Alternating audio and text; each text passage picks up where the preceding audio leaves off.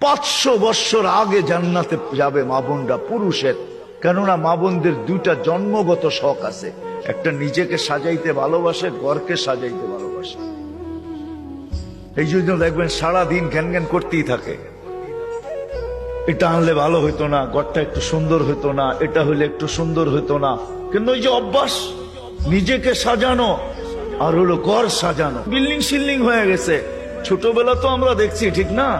কি বলেন, মাটির ঘর, এটা জেনে কি বলে উঁচা থাকতো না, উঁচা তো কি বলে, হ্যাঁ পীরা, পীরা, হ্যাঁ এটাকে সপ্তাহে লেপতো, ঠিক না? ওটার ভিতরে আবার ফুল আঁকতো, ঠিক না? হায় হায় হায় সব।